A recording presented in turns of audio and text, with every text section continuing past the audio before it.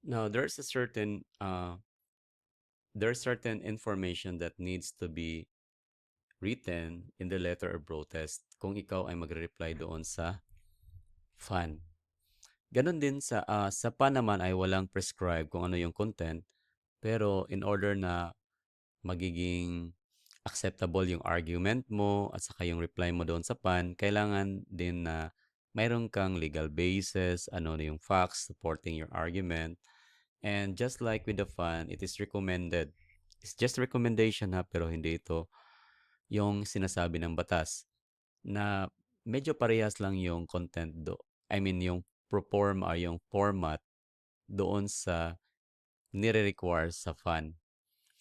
So, in this time, dito sa question number 5, we are focusing on FAN at saka kung ano yung reply talaga pagdating dito. Now, the scenario is Mr. Tan, sabi dito, Mr. Tan is received the final assessment notice or yung FAN on June 1.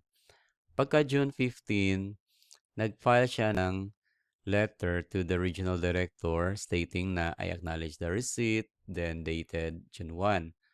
Then I vehemently object to this assessment as it is arbitrary and incorrect. Ayun yung kanang sinabi. Now, I request you cancel this assessment immediately.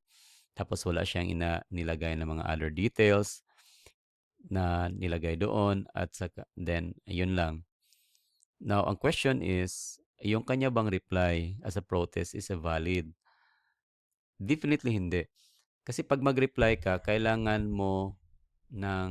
kailangan mong sundin yung nakalagay na prescription sa Revenue Regulation 18-2013. Okay? Kung hindi ako nagkakamali ha. Nilagay kasi doon, sa isa sa nilagay doon is yung kailangan mo ilagay yung facts, legal basis mo, kung ano yun sa contention mo. At saka ilagay mo kung ano yung nature ng protest mo, then ilagay mo yung number ng fan na nireplyan mo, at saka ilalagay mo yung kailan mo siya, ano yung date ng final assessment notice. And for me in practice is, ang nilagay ko lang is ano yung date na na-receive ko. Anyway, that's the date. It will serve as para siyang basis of the counting number of days na kung nag-reply ka ba, pasok ka ba doon sa 30 days na nire-require nila para maging acceptable yung reply mo. So balik tayo sa tanong, valid ba yung reply ni Mr. Tan? Well, obviously hindi. Kasi unang-una, yun nga, walang legal basis, walang facts nilagay. He's just expressing his emotion and his disagreement with the assessment. So the answer in here, we can choose either B or letter D. So dito lang sa dalawa. Now let's try to evaluate kung ano yung nakalagay dito na argument nila. So sabi dito sa letter B, no, because it functions as a general denial and lacks of the specific legal factual. This is correct. I agree with this one. Kasi unang-una wala talaga siyang nilagay doon. Kung hindi, yun lang. Nag-refuse lang siya and he is demanding cancellation of that assessment. Ang second is letter D, because he filed to pay undisputed amount of the tax before protesting. Yun, undisputed amount. Yun daw. This is not the I think this is not the ground kasi mayroong content, as I said earlier, mayroong content doon, and the content, the prescription of the prescribed content must be followed. Kasi sinabi doon sa revenue regulations, if you fail to follow that, it will make your protest invalid. So, dito, kailangan mo siya kasi ang protest kasi must not be a mere general denial. Hindi ganun yung protest. Now, para maging valid siya, kailangan mong state mo talaga ano yung nature ng protest mo. Ulitin ko lang yung sinabi ko kanina, then yung kailan yung date of assessment, then yung legal and factual basis ng yung argument mo, ng protest mo, kung ano yon. So sa mga ganito, walang sinasabi doon si Mr. Tan. Yung itong mga prescribed na content, kailangan lahat ito nandoon sa protest, letter of protest. So that's why letter B is the answer.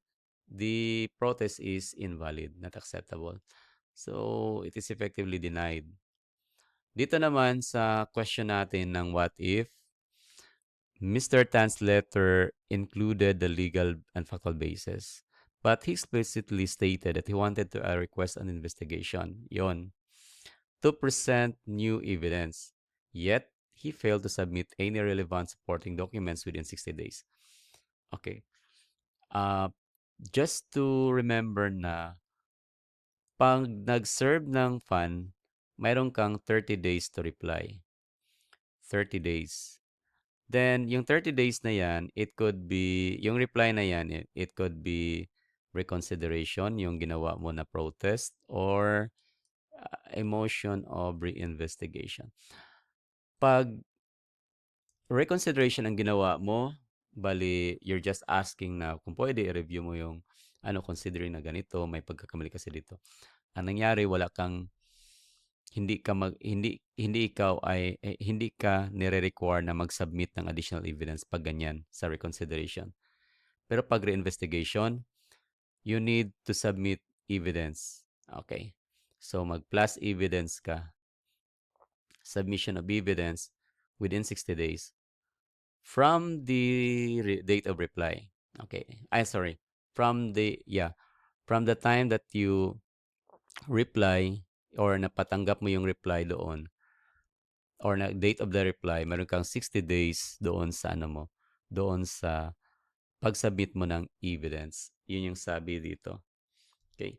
So, kaya it is very important na kailangan alam mo na kung kailan ka kung ano yung nature of the protest mo kasi if the nature of the protest mo is reinvestigation yon, tapos ngayon hindi ka nag-submit ng evidences, then automatically your protest is denied or no, not necessarily denied, it is invalid kasi nga wala kang sinabmit ng mga supporting documents. Now, failure to do so or failure to submit again is a forfeiture of the protest. Okay? So that's it.